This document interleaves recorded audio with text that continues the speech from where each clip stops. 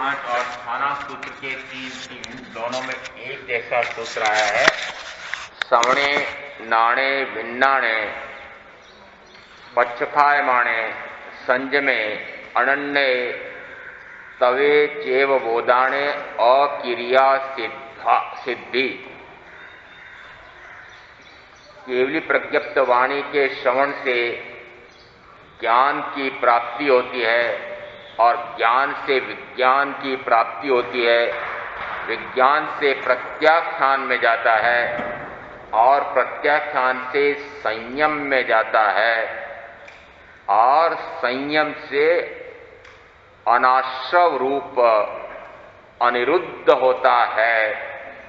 उससे तप में जाकर व्यवधान को प्राप्त होता है, अक्रिय होकर के सिद्ध होता है। यहां अनन्य की चर्चा चल रही थी कल। अनिरुद्ध यानी क्या? जो कर्म के आने के द्वार हैं उन्हें बंद करना, उसे कहा अनिरुद्ध करना। यहां प्रश्न व्याकरण सूत्र में हिंसा, झूठ, चोरी, मैथुन, परिग्रह, इन 5 पापों को पहले भिन्न भिन्न प्रकार से दर्शा करके फिर कहा कि इन 5 पापों को जो रोकता है वह अनाश्रव करता है, संवृत हो जाता है। तो यहां पर संवर यह किसे कहा?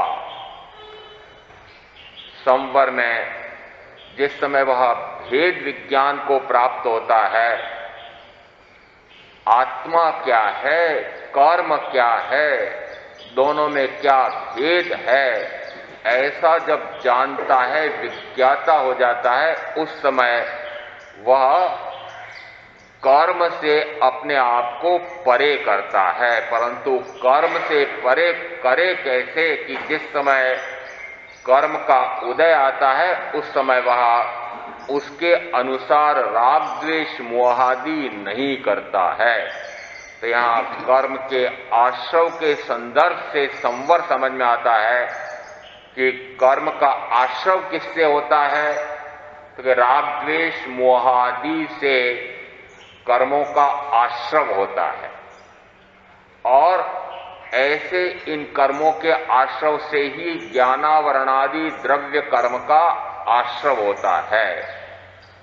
ज्ञानावरणादि कर्म में 4 अघाती कर्म हैं। उनमें नाम, गोत्र, आयुष से शरीर और वेदनी से साता या असाता रूप बाह्य में सारे संयोगी ये उस कर्म के फल रूप प्राप्त होते हैं और ऐसा करते हुए वह निरंतर पुनः शरीर में आसक्त होकर के पुनः कर्म का बंध और कर्म का उदय आने पर पुनः राग द्वेष मोहादि करके कर्म का बंध, तो निरंतर द्रव्य कर्म के उदय में रागादि भाव कर्म करता है, रागादि भाव कर्म के उदय में ज्ञानावरणादि द्रव्य कर्म का उपार्जन करता है।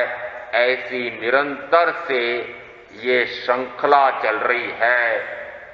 चक्रव्यूह में फंसे हुए हैं।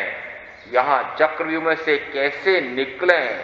तो जिस समय आश्रव का निमित्त कारण आता है उस समय हम उस निमित्त के अनुसार न वर्तें, प्रवर्तन उस अनुसार न हो। राग द्वेष मोहादि करने वाला मैं स्वयं हूं और जिस समय राग द्वेष मोहादि से परे होता है उस समय कहा जाता है कि संवर प्रारंभ हुआ। तो यहां संवर द्रव्य अपेक्षा से नहीं, यहां भाव अपेक्षा से कहा जाता है। प्रथमतः जो भेदों की दृष्टि से कहा गया कि मिथ्यात्व नामा कर्म के उदय से या दर्शन मोहनी कर्म के उदय से ही ये मूलतः सारे कर्म खड़े होते हैं। प्रज्ञापना सूत्र के 23वें पद में ज्ञानावरणी कर्म के उदय से दर्शनावरणी कर्म का उदय होता है। दर्शनावरणी कर्म के उदय से दर्शन मोहनी कर्म का उदय होता है। दर्शन मोहनी कर्म के फलस्वरूप मिथ्यात्व का भाव आता है और मिथ्यात्व का भाव आने से वह मिथ्या मान्यता, मिथ्या मोहादि करके सर्व जीव अपेक्षा से सातों आठों कर्मों का बंद करता है। तो यहां पर ये जो कर्म का बंध है वह किसके कारण?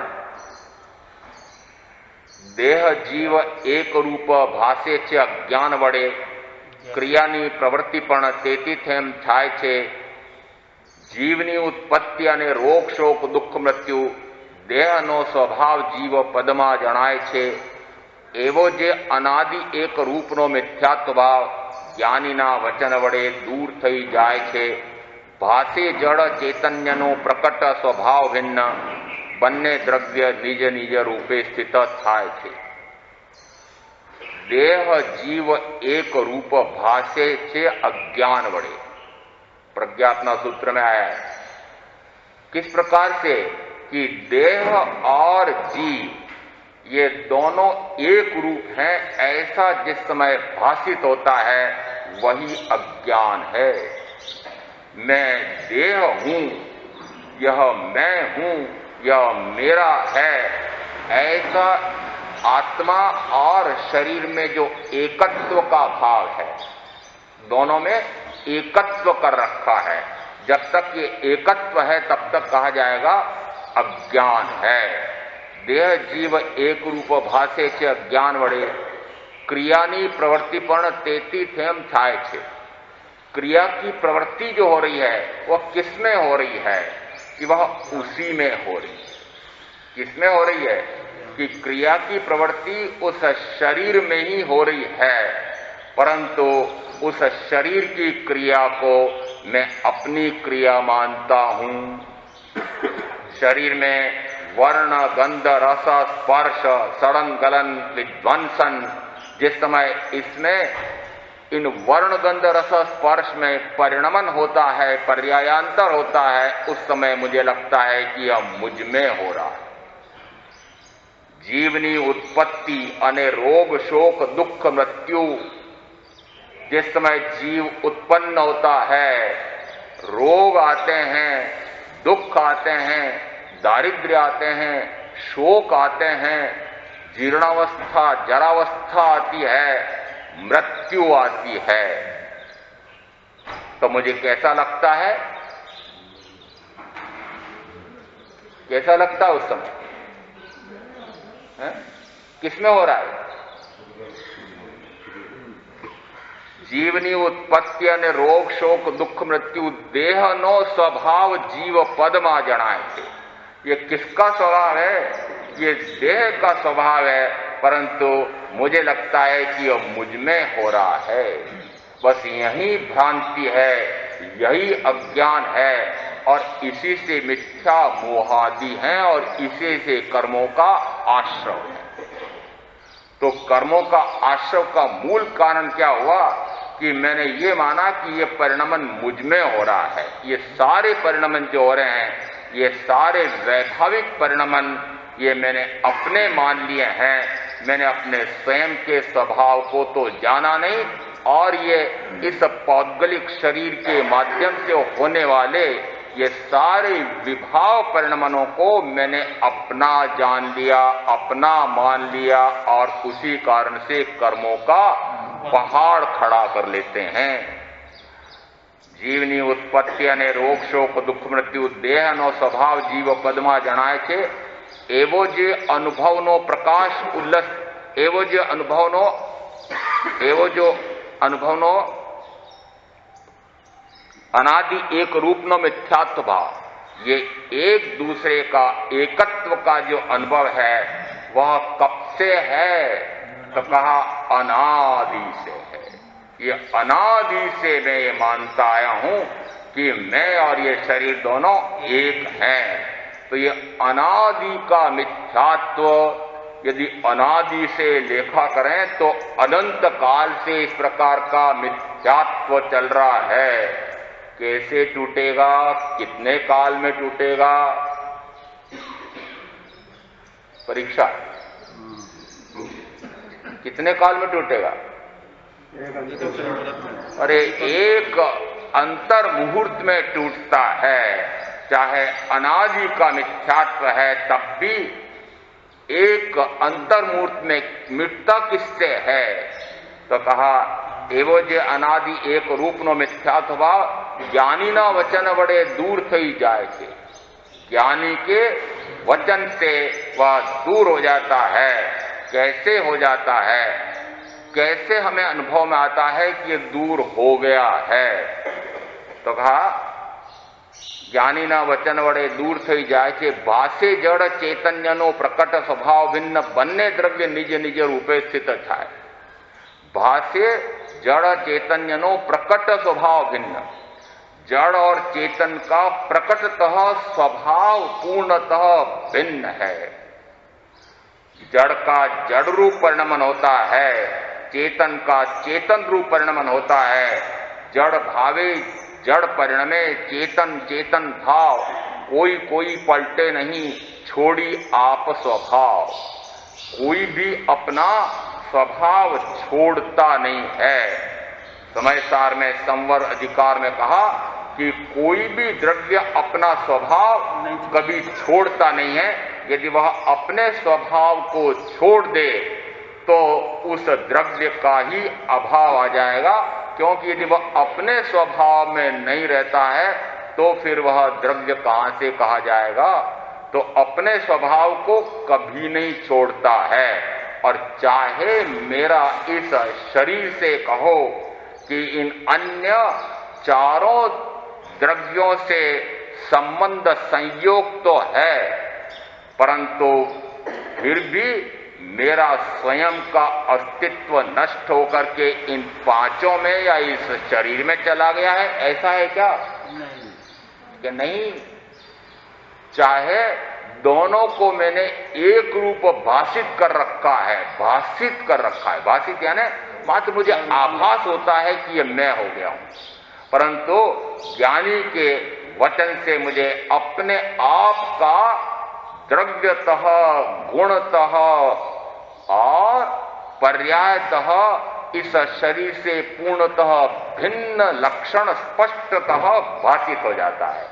और जिस समय ऐसा भाषित हो जाता है उस समय ये दोनों द्रव्य अपने अपने स्वभाव में स्थित हो जाते हैं। और उस समय कहा सम्यक्त्व संवर।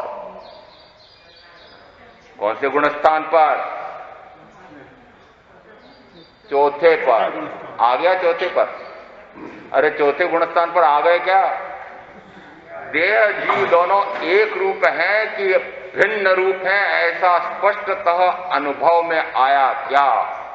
आत्मा इस शरीर से पूर्णतः भिन्न।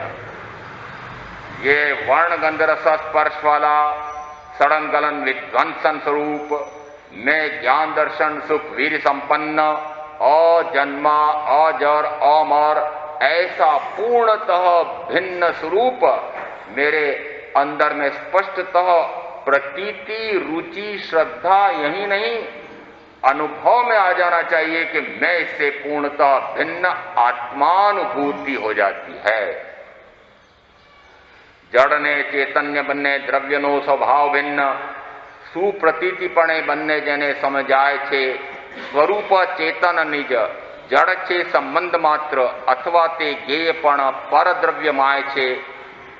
एवो जे अनुभवनो प्रकाश उल्लसित थयो जड़थी उदासी तेने आत्मवृत्ति थाय छे।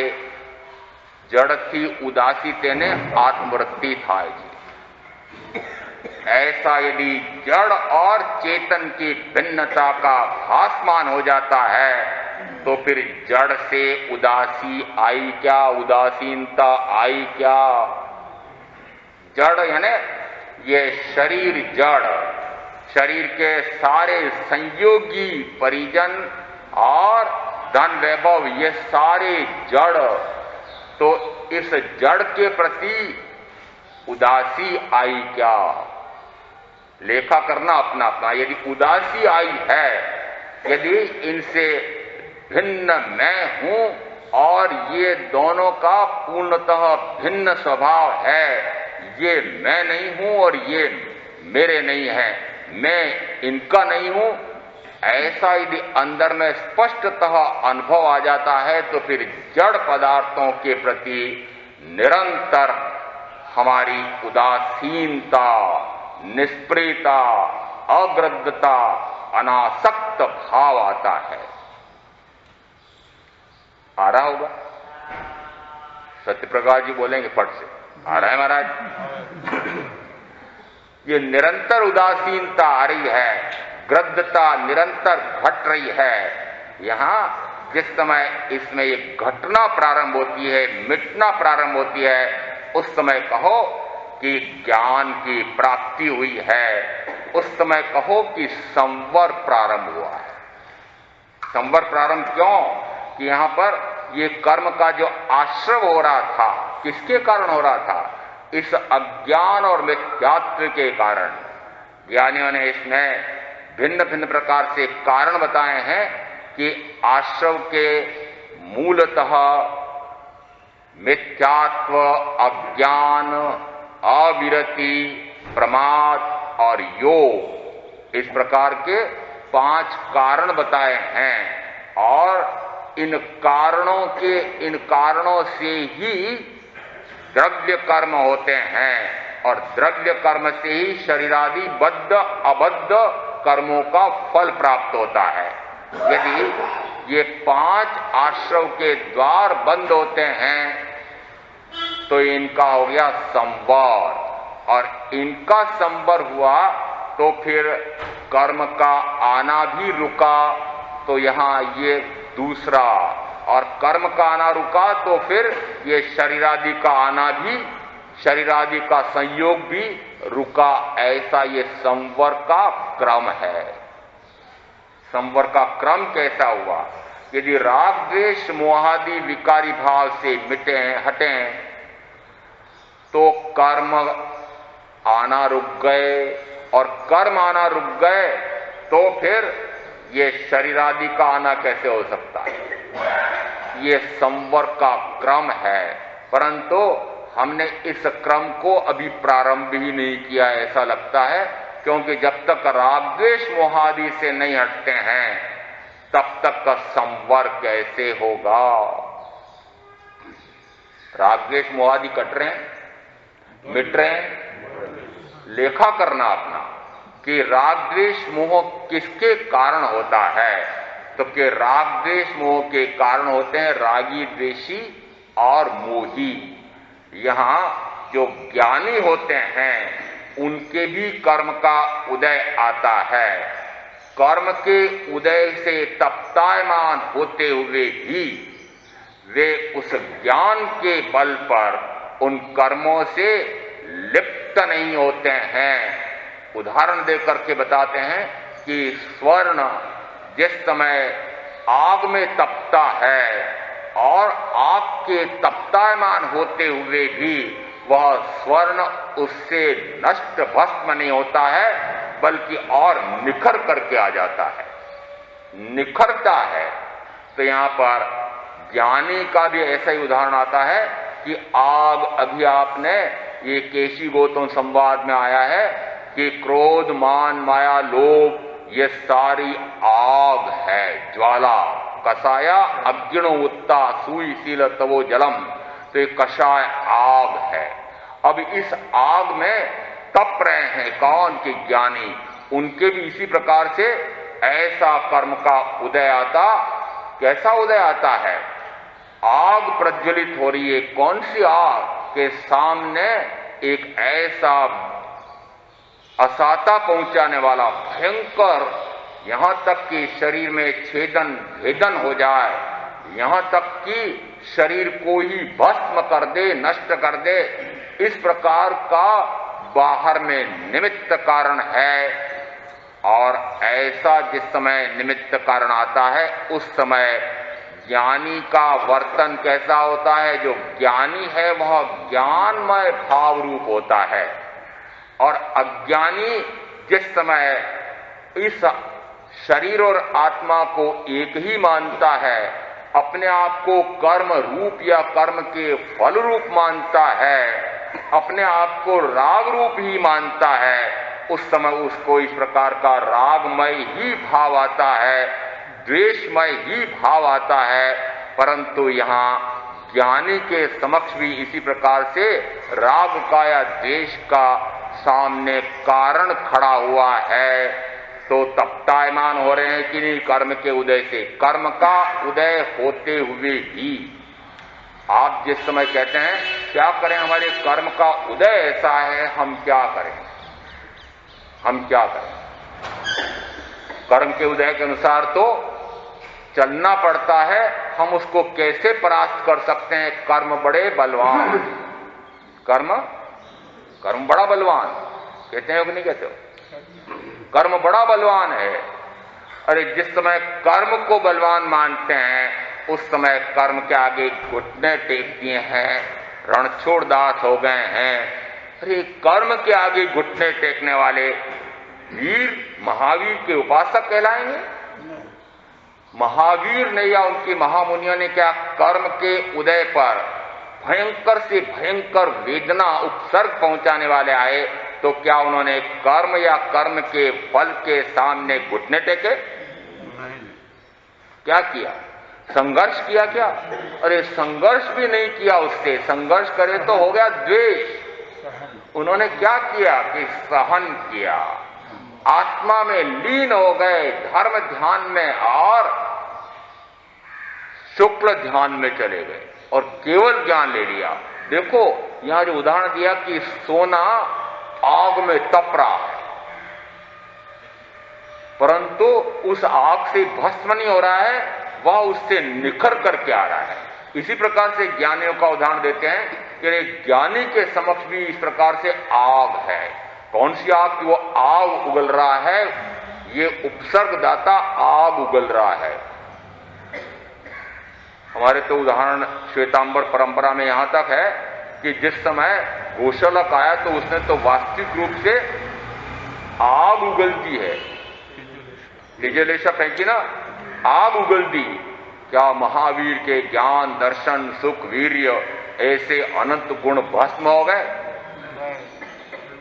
क्या जिस समय सिर पर आग आ गई उस समय उन गस्तुकमाल मुनि के ज्ञान दर्शन सुख वीर्य भस्म हो गए कि निखर करके आ गए? निखरे कि भस्म हुए? आप अपनी तुलना भी तो कर लो। अपनी तुलना इसलिए कर लेना चाहिए कि जिस समय हमारे इस प्रकार से उपसर्ग, अरे हमारे कहां से उपसर्ग, कुल मिलाकर उपसर्ग इतने से आते हैं कि कहीं थोड़ा सा रोग आ गया, कोई शोक आ गया, कोई दुख दारिद्र्य आ गया। अब अपनी परीक्षा करो, उस समय क्या होता है? उस समय अपना स्वभाव भस्म होता है कि वैभाविक परिणमन में जाते हैं। हाय रे बाप रे, बहुत गर्मी है, हाँ बहुत गर्मी है, बहुत दुख रहा है, बहुत वेदना है, मेरे इतना भारी शोक आ गया है, ये धन लुट गया है, छापा पड़ गया है, वहां दुखी रो रहे हैं, झींक रहे हैं, आर्त ध्यान कर रहे हैं, रौद्र ध्यान कर रहे हैं। उस समय क्या कर रहे हैं? महावीर की उपासना कर रहे हैं, श्रमणोपासक श्रमणोपासिका, ये हो रहा है ना। अरे उस समय श्रमणोपासक है क्या? कहते थे वो श्रमणोपासक है हम। अरे जिस समय ऐसे हमारे निमित्त आते हैं उस समय हम क्या करते हैं? और हमारे महामुनि, हमारे आदर्श परम आराध्य हमारे महामुनि महावीर ने क्या किया? क्या किया कि उन्होंने भी उसी अनुसार वापस विद्रोह किया, द्रोह किया, द्वेष किया कि नहीं? तो फिर मैं क्यों कर रहा हूं? मैं क्यों संघर्ष करने के लिए खड़ा हो जाता हूं? ये क्यों नहीं सोचते हैं? संघर्ष, मुकाबला करते हैं। आपकी मुहावरे की भाषा में कहता हूं मैं, मान लो कोई इस प्रकार से आपके प्रतिष्ठा पर आंच पहुंचाने वाला आ जाए, आपके सिर पर चोट नहीं कर रहा है, सिर पर चोट नहीं कर रहा है, ये आप जो सिर ऊंचा करते चलते हैं ना, उसको आपके यहां नाम दिया है प्रतिष्ठा ख्याति। यदि उस छाती पर कोई चोट कर दे, सिर पर चोट नहीं की है, छाती पर चोट कर दी, और फिर आप कहते हैं मैं क्या कम हूं, मैंने कोई चूड़ियां पहन रखी है क्या, और ईंट का जवाब पत्थर से उत्तर देते हैं कि नहीं, उसको उत्तर देते हैं। अरे आपके शरीर को हानि पहुंचाई क्या, शरीर को हानि पहुंचाई? हाँ, मान प्रतिष्ठा पर हानि पहुंचाती है। और जैसे ही मान, अरे माना ही क्यों कि मैं ऐसा हूं, ये जो बाहर में आपकी प्रतिष्ठा है वो किसकी प्रतिष्ठा है? ये सारी पौद्गलिक प्रतिष्ठा है। कौन सी? ये मेरे पास इतना धन है, इतना वैभव है, तो प्रतिष्ठा कौन सी हुई? वो वैभव कौन सा है? अरे पौद्गलिक वैभव है ना। तो इस पौद्गलिक वैभव से क्या आत्मा की ख्याति होती है? आत्मा की ख्याति प्रकट होगी इससे? और इस पौद्गलिक वैभव से आत्मा की ख्याति प्रकट होगी कि आत्म वैभव प्रकट होगा तब ख्याति प्रकट होगी आत्मा की? तो आपको तो वैभव बढ़ाना है। क्या बढ़ाना है? अरे आत्म वैभव कहां बढ़ाना है? एक मैंने किसी बच्चे का नाम सुना, बोले वैभव मेरा नाम है। मैंने कहा भाई आत्म वैभव के लिए नाम रखा तुम्हारा कि धन वैभव के लिए रखा है? अब वो चकरा गया, उसने उत्तर कुछ नहीं दिया मुझे। मैंने कहा कि आत्म वैभव बढ़ाओ तब तो तुम्हारा नाम सार्थक है, और नहीं तो निरर्थक है। क्यों कि हो सकता है पिताजी ने ऐश्वर्य बढ़ता जाए, इसका धन बढ़ता जाए, पद बढ़ता जाए, ऐसा भाव रख करके, और शायद इसी प्रकार की पढ़ाई करा रहे हैं, अरे इसका वैभव खूब बढ़े, क्योंकि संसार में समाज में पूछ किसकी? बोले सतीश भाई आ गए। महाराज आप तो बिल्कुल हमको दरिद्री बना देना चाहते हो, हम समाज में टिकेंगे कैसे? समाज में टिकेंगे कैसे? समाज पूछेगा कैसे? तो मैंने कहा छल प्रपंच कपट मायाचारी करके और धन कमा करके समाज में पूछ करोगे, परंतु फिर समाज में तो सर ऊंचा कर लोगे, परंतु जिस समय उसी ऊंचे सर को डंडे पड़ेंगे नरक में, तिर्यंत में, तब क्या करोगे? समाज वाले आपको बचाने आएंगे क्या? आएंगे? इनका समाज की पूछ की परवाह कर रहे हो कि समाज के हम कैसे टिकेंगे? समाज में कैसे टिकेंगे? देखो सामाजिक प्रतिष्ठा किसकी महत्ता मानते हैं? किसकी प्रतिष्ठा? सामाजिक प्रतिष्ठा। और ये नग्न दिगंबर सामाजिक प्रतिष्ठा कुछ नहीं। आपके समाज की व्यवस्था, आर्थिक व्यवस्था में क्या कहते हैं कि जो इस प्रकार से यदि दिवालिया हो जाए तो क्या नाम दिया उसको? अरे नंगा है, गाली है कि नहीं आपके यहां? और यदि इस प्रकार से कोई ऐसा अभद्र व्यवहार करता है, अपशब्द बोलता है, तो आप क्या नाम देते हैं? नंगा है। हमारे तो परम आराध्य यही नंगे हैं। तो कितनी बड़ी गाली हो गई हमारे तो उनको। अरे आप बाहर में अपनी प्रतिष्ठा खोज रहे हैं और महावीर अपने अंदर प्रतिष्ठा खोज रहे हैं। किसको प्रतिष्ठित करना है? आत्म प्रतिष्ठित करना है। आत्मा को, आत्मा अपने आप के स्थान पर प्रतिष्ठित हो जाए, अपने आप के स्थान पर, तो कहा जाता है कि अरे जो आत्मा का उपयोग अभी पर पदार्थ में जा रहा है और पर पदार्थ के माध्यम से होने वाले पर भाव में जा रहा है, तो वो पर भाव ही आश्रव है, और उस पर भाव से हटना यह संवर है। पर भाव से हटना संवर है। और पर भाव के निमित्त कारण कौन से दिए हैं? तो यहां पर आश्रव के जो निमित्त दे रखे हैं उन पर फिर ध्यान देना पड़ेगा कि जो जो आश्रव के भेद हैं वे सारे आश्रव के भेद को उल्टे कर दो। अब चूंकि यहां पर शब्द इसी प्रकार से मिलता है, परंतु मैं कहता हूं अरे उल्टे मत कर दो, सुलटे हो जाओ। मिथ्यात्व का उल्टा क्या? सम्यक्त्व। तो क्या सम्यक्त्व उल्टा है क्या? अरे वो सम्यक क्या ना, सुलटा हो जाना है। अरे उल्टा क्या था? उल्टा तो मिथ्यात्व था। तो अरे हम अभी उल्टे चल रहे हैं, उल्टे लटके हुए हैं। किसके बल पर चल रहे हैं? सिर के बल पर, पांव ऊपर और सिर नीचे, इसको कहते हैं उल्टा। अरे कैसे चल रहे हो? कह रहे मिथ्यात्व में चल रहे हो। जब तक मिथ्यात्व में चल रहे हैं तब तक ये सारे कार्य उल्टे हो रहे हैं। चतुर्गति रूप संसार में वृद्धि हो रही है, कर्म का भयंकर आश्रव और बंद हो रहा है। इसलिए कहते हैं सुलटे चलो। मिथ्यात्व से सम्यक्त्व में, भेद विज्ञान में आने पर वह शुद्धात्म स्वरूप का भान कर लेता है, ज्ञान कर लेता है और शुद्धात्म स्वरूप में रमणता करता है।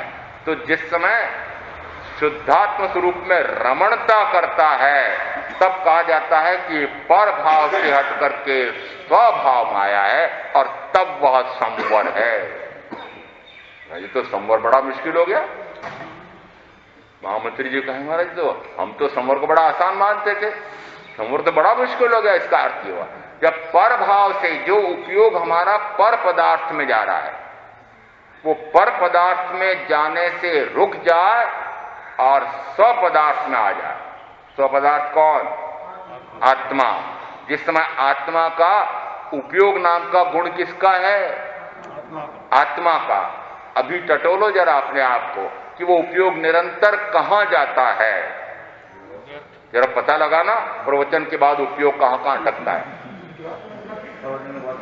ऑफिस में लगे उपयोग कहां कहां अटकता है। अरे यदि उपयोग निरंतर बाहर भटक रहा है तो फिर बाहर भटक रहा है और कहते हो कि मैं तो संवर में हूं। जब उपयोग जिसका वह है, जिसका वह ठिकाना है, उस ठिकाने पर यदि नहीं रहे तो फिर कैसे कहेंगे कि मैं स्वभाव रूप में हूं। मैं तो ऐसा आत्म स्वभाव वाला हूं, उपयोग गुण वाला हूं। तो उपयोग गुण कहां गया? 99 में। उपयोग गुण गया लो 99 में। ये रूप 14 से याद आ गया चक्र जी को। रूप यानी, रूप शब्द दो प्रकार से गिना जाता। रूप यानी एक तो रूप लावण्य, परंतु वस्तुतः आज जो रूप 14 होगी शायद तो वह तो ये धन वैभव रूप के लिए चांदी को भी वहां पर पहले रूप नाम दिया जाता था, रूपा। और उसी से बना होगा शायद रुपया, क्योंकि चांदी से ही बनता था ना रुपया। इस कारण से वो रूपा से वो रुपया। और आज किसकी चिंता रहेगी? नहीं रहेगी, नहीं रहेगी। कहते हैं ऐसा परंपरा में है कि आज रूपा खरीदा जाता है। मैंने जाएंगे अच्छा जोहरियों के यहां, क्यों कि अरिहंत नगर यदि ये करोड़पति हो तो फिर ये सोना चांदी थोड़ी खरीदेंगे। हाँ, ये तो हीरे पन्ने माणक मोती खरीदेंगे। क्यों? अरे सोना चांदी तो नीचे वाले लोग पहनते हैं, मध्यम वर्गीय और उससे नीचे वाले। हम कोई कम है क्या? और जिस समय ये सारे रूप और लावण्य को निखारने के लिए, किसके लिए है ये सारे? अरे रूप लावण्य को निखारने के लिए है कि नहीं? और रूप लावण्य किसका है? हाँ, उद्गल शरीर का। तो भी दृष्टि कहां पर है? जड़ पर दृष्टि है। अरे जड़ पर दृष्टि है और कहते हो मैं तो आत्मदृष्टि वाला हूं। यदि जड़ पर दृष्टि है तो आश्रवर बंद, और जड़ से दृष्टि हटे। जड़ की उदासी तेने आत्मवृत्ति थाय छे। जड़ की उदासी तेने आत्मवृत्ति थाय। जब तक एवो जे अनुभवनो प्रकाश उल्लसित थयो, भाषे जड़ चैतन्य ने प्रकट स्वभाव भिन्न। एवो जे अनुभवनो प्रकाश उल्लसित थयो, यानी इस प्रकार से जो आत्मदृष्टि हो जाती है, आत्मरमणता हो जाती है, उस समय उसको अंदर में ऐसा उल्लास भाव आता है, अपूर्व आनंद आता है। और उस अपूर्व आनंद में ऐसा विहरण करता है कि उसको फिर ये जड़ पर दृष्टि ही नहीं जाती। इस जड़ को इस धूल मानता है। रे जड़ पदार्थ, ये शरीर कहो कि शरीर से जुड़े हुए जितने संयोगी कहो, ये सारों से उसकी दृष्टि हटना चाहिए। और जब हटती है तब कहा जाता है कि संवर है। तो ये जितने अंश में, क्योंकि आप अभी अंश वाले हैं ना, आप तो कुमार साहब हमको अंश वाली बात बता दो, पूर्णांश हमको नहीं चाहिए।